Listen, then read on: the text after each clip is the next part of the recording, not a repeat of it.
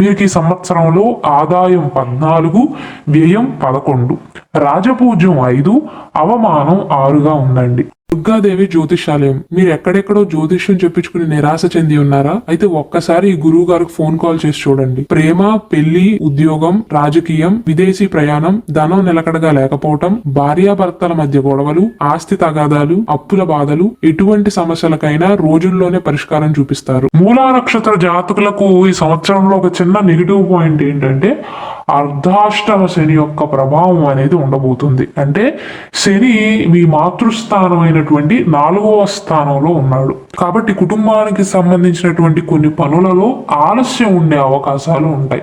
June 2వ తారీఖు వరకు గురువు మీ కలత్ర స్థానంలో ఉంటాడు కాబట్టి ఈ సమయంలో మూలా నక్షత్రంలో జన్మించి ఎవరైతే వివాహ ప్రయత్నాలు చేస్తున్నారో, అవివాహితులు ఎవరైతే ఉన్నారో వారి వివాహ ప్రయత్నాలలో అనుకూలతలు అనేవి ఉండబోతున్నాయండి. 7వ ఇంట్లో ఉండేటువంటి గురువు ధనస్థానాన్ని వీక్షిస్తున్నాడు. అంటే శుభగ్రహమైనటువంటి గురువు యొక్క దృష్టి అనేది ధనస్థానం పైన పడుతుంది కాబట్టి ఆదాయం అనేది మెరుగుపడుతుంది. 3వ ఇంట్లో రాహు ఉన్నాడండి. దాని కారణంగా మూలా నక్షత్ర జాతకులలో ధైర్యం అనేది పెరుగుతుంది. రిస్క్ తీసుకుని లాభాలు గడిస్తారు. అది వ్యాపార పరంగా అయినా ఉద్యోగ పరంగా అయినా. ఉదాహరణకు ఉద్యోగ పరంగా చూసుకున్నట్లయితే మెరుగైన ఉద్యోగం కోసం ప్రయత్నాలు చేయటం, వ్యాపార పరంగా చూసుకున్నట్లయితే వ్యాపారాన్ని విస్తరించడం కానీ, సేల్స్ పెంచే ప్రయత్నాలు, రిస్కులు తీసుకోవటం కానీ చేస్తారు. ఉద్యోగ ప్రయత్నాలలో విజయాన్ని సాధిస్తారు. 3వ ఇంట్లో రాహు, 7వ ఇంట్లో గురువు యొక్క బలం వల్ల వృత్తిలో పురోగతి, కొత్త ఒప్పందాలు కుదురుతాయి.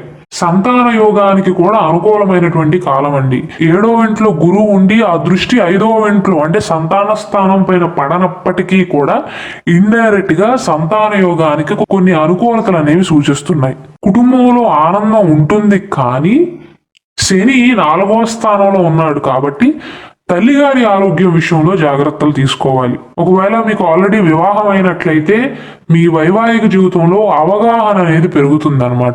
అంటే భార్యాభర్తల మధ్య బాండింగ్ అనేది స్ట్రాంగ్ అవుతుంది. అర్ధాష్టమ శని యొక్క ప్రభావం కారణంగా వాహనాలు కొనుగోలు చేయడానికి కానీ, కుటుంబానికి సంబంధించినటువంటి ఆస్తి కొనుగోళ్లకు అంత అనుకూలమైనటువంటి కాలం అయితే కాదండి. కొనుగోలు చేసినా ఖర్చులు కానీ మరమ్మతులు కానీ ఉండే అవకాశాలు ఉంటాయి. చదువు పరంగా ఈ సమయం అనుకూలంగా ఉంటుందండి. విద్యార్థులు ఉత్తీర్ణతను సాధిస్తారు. జూన్ 2వ తారీఖు తర్వాత ఫలితాలలో వ్యత్యాసం ఉంటుంది. గురువు అష్టమ స్థానంలోకి 8వ ఇంట్లోకి వస్తాడు కాబట్టి గురుబలం అనేది తగ్గుతుంది.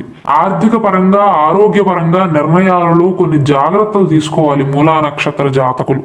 ముఖ్యంగా జూన్ మాసం నుండి మీ పైన ఆర్థిక ఒత్తిడి అనేది కాస్త ఉండే అవకాశాలు ఉంటాయి. ఖర్చులు, అనవసరమైనటువంటి ప్రయాణాలు పెరగవచ్చు. ఎక్కువ మొత్తంలో పెట్టుబడులు పెట్టడం మంచిది కాదండి. ఒకవేళ మీరు రిస్క్ తీసుకోవాలి అనుకుంటే స్టాక్ మార్కెట్లో కానీ, షేర్ మార్కెట్లో కానీ, రియల్ ఎస్టేట్లో కానీ, అంటే ఏ విషయంలోనైనా పెద్ద మొత్తంలో పెట్టుబడి పెట్టే విషయంలో మీరు ఒకవేళ రిస్క్ తీసుకోవాలి అనుకుంటే జూన్ మాసం ముందే తప్ప జూన్ మాసం నుండి అక్టోబర్ మాసం వరకు రిస్క్ తీసుకోకపోవటం మంచిది. ఉద్యోగంలో కొన్ని అడ్డంకులు వచ్చే అవకాశాలు ఉన్నాయి. కాస్త పని ఒత్తిడి అనేది పెరిగే అవకాశాలు ఉన్నాయి. వృత్తిపరంగా మీ సహ ఉద్యోగులతో ఏవైతే రహస్యాలు మాట్లాడుకుంటారో అవి బయటపడకుండా ఉండటానికి జాగ్రత్తలు తీసుకోండి. కొత్త ఉద్యోగ ప్రయత్నాలు ఎవరైతే చేస్తున్నారో అటువంటి మూలా నక్షత్ర జాతకులకు జూన్ ముందు కాలం అనుకూలిస్తుంది కానీ జూన్ తర్వాత కాలంలో ఆలస్యాలు, అడ్డంకులు ఎదురవుతాయి. 8వ ఇంట్లో గురువు, 9వ ఇంట్లో కేతువు, 4వ ఇంట్లో శని, ఈ గ్రహాల యొక్క కారణంగా మానసిక ప్రశాంతత అనేది కాస్త లోపించే అవకాశాలు ఉన్నాయి. ముఖ్యంగా కుటుంబ పరంగా అపార్థాలు రాకుండా జాగ్రత్తలు తీసుకోవాలి. తల్లి తరపు బంధువులతో అపార్థాలు రాకుండా మూలా నక్షత్ర జాతకులు జాగ్రత్తలు తీసుకోవాలండి. 8వ ఇంట్లో గురువు ఉన్నాడు కాబట్టి వైవాహిక జీవితంలో కాస్త ఒత్తిడిని పెంచే అవకాశాలు ఉన్నాయి. వివాహ ప్రయత్నాలు కనుక ఉన్నట్లయితే వివాహం అనుకూలమే కానీ మీరు పెళ్లి చేసుకోబోతున్న అమ్మాయి గురించి కానీ, అబ్బాయి గురించి కానీ పూర్తి వివరాలు తెలుసుకున్న తర్వాత మాత్రమే ఫర్దర్ స్టెప్ వేయటం మంచిదండి. అలాగే ఈ అర్ధాష్టమ శని యొక్క ప్రభావము అష్టమ గురువు కారణంగా, అంటే రెండు కూడా ఏకకాలంలో జరుగుతున్నాయి కాబట్టి వాహనాన్ని కొనుగోలు చేసే ప్రయత్నాలు కానీ, స్థిరాస్తి కొనుగోలు చేసే ప్రయత్నాలు కానీ వాయిదా వేసుకోవటం మంచిదండి. లేదా అర్జెంటుగా ఏదైనా వాహనాన్ని కానీ భూములను అగ్రికల్చర్ ల్యాండ్స్ ని కానీ ఫ్లాట్లను కానీ ప్లాట్లను కానీ కొనుగోలు చేద్దాం అనుకుంటున్నట్లయితే 1-2 సార్లు ఆలోచన చేయటం, 1-2 సార్లు ఎంక్వైరీ చేసుకోవటం మంచిది. ఈ మధ్య సమయంలో జూన్ నుంచి అక్టోబర్ మాసం మధ్య కాలంలో విద్యార్థులు ఎవరైతే ఉన్నారో మూలా నక్షత్రంలో జన్మించి చెడు సావాసాలు చేయకుండా జాగ్రత్తలు తీసుకోవాలి. అక్టోబర్ 31వ తారీఖు తర్వాత నుండి గురువు భాగ్యస్థానంలోకి వస్తాడండి. ఆల్రెడీ కేతు అక్కడే ఉన్నాడు.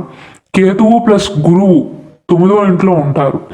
దీనిని గణేష యోగం అంటారండి. కాబట్టి ధనానికి సంబంధించినటువంటి సమస్యల నుండి ఉపశమనం అనేది లభిస్తుంది.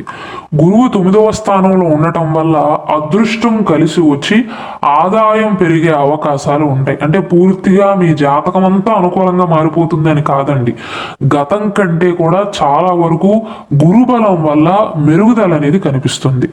ఆర్థిక ఒత్తిడి అనేది తగ్గుతుంది. ఉద్యోగ ప్రయత్నాల్లో విజయాన్ని సాధిస్తారు. అయితే జూన్ నుండి అక్టోబర్ మాసం మధ్య కాలంలో మాత్రం ఆర్థికంగా మూలా నక్షత్ర జాతకులు ఇబ్బంది పడే అవకాశాలు ఉంటాయి. అక్టోబర్ తర్వాత 3వ ఇంట్లో రాహువు, 9వ ఇంట్లో గురుబలం వల్ల వృత్తిలో పురోగతి, గౌరవం లభిస్తాయి. కొత్త ఉద్యోగ ప్రయత్నాలు చేస్తున్న వారికి ఆపర్చునిటీస్ అనేవి వస్తాయండి. గురువు 5వ ఇంటిని డైరెక్ట్గా వీక్షిస్తున్నాడు కాబట్టి సంతాన యోగానికి అత్యంత అనుకూలమైనటువంటి కాలంగా చెప్పవచ్చు. మూలా నక్షత్రంలో జన్మించి పిల్లలు లేని వారు ఎవరైతే ఉన్నారో, పిల్లలు ఆలస్యమైన వారు ఎవరైతే ఉన్నారో వారికి సంతాన యోగ అవకాశాలు అనేవి, ఒకవేళ వారి పర్సనల్ జాతకంలో ఎలాంటి దోషాలు లేకపోతే అక్టోబర్ తర్వాత అత్యంత అనుకూలంగా ఉంటుంది. కుటుంబంలో ఆనందం, శుభ కార్యక్రమాలు జరిగే అవకాశాలు ఉన్నాయి. అంటే మీ తోటి వారు ఎవరైతే ఉన్నారో వారికి పెళ్లి జరగటం కానీ లేదా ఇతర శుభ కార్యక్రమాలు ఇంట్లో జరిపించటం కానీ జరగవచ్చు. గురువు 9వ ఇంట్లో ఉండి జన్మరాశిని వీక్షిస్తున్నాడు కాబట్టి వివాహ ప్రయత్నాల్లో కూడా విజయాన్ని సాధించే అవకాశాలు ఉంటాయి. వైవాహిక జీవితంలో సంతోషం అనేది నెలకొంటుంది. 4వ ఇంటిపైన శని ప్రభావం ఉన్నప్పటికీ 9వ ఇంట్లో గురుబలం వల్ల వాహనాన్ని కొనుగోలు చేద్దాం అనుకున్నా, ఆస్తులను కొనుగోలు చేద్దాం అనుకున్నా సరే వాటి ప్రయత్నాలు చేయవచ్చు. అయితే డాక్యుమెంట్ వెరిఫికేషన్లో కానీ, బ్యాక్గ్రౌండ్ చెక్ విషయంలో కానీ, వాటికి మరమ్మతులు చేసే విషయంలో కానీ మూలా నక్షత్ర జాతకులు ఈ సమయంలో జాగ్రత్తలు తీసుకోవాలి. గురువు యొక్క దృష్టి అనేది 5వ ఇంటి పైన పడుతుంది కాబట్టి మూలా నక్షత్రంలో జన్మించినటువంటి విద్యార్థులకు పోటీ పరీక్షల్లో అనుకూలమైనటువంటి ఫలితాలు ఉంటాయి. ఉద్యోగ ప్రయత్నాలు చేస్తున్న వారికి అనుకూలం. అయితే మీకు కష్ట సమయం ఎప్పుడంటే ఈ సంవత్సరంలో జూన్ నుంచి అక్టోబర్ మాసం మధ్య కాలంలోనండి. ఆర్థిక పరంగాను, వివాహ జీవితం పరంగా, కుటుంబ విషయాల్లో కూడా కాస్త ఒత్తిడి అనేది ఉంటుంది మూలా నక్షత్ర జాతకుల పైన. పరిహారాల విషయానికి వస్తే శని 4వ స్థానంలో ఉన్నాడు కాబట్టి శనివారం నాడు హనుమాన్ చాలీసాను పఠించండి.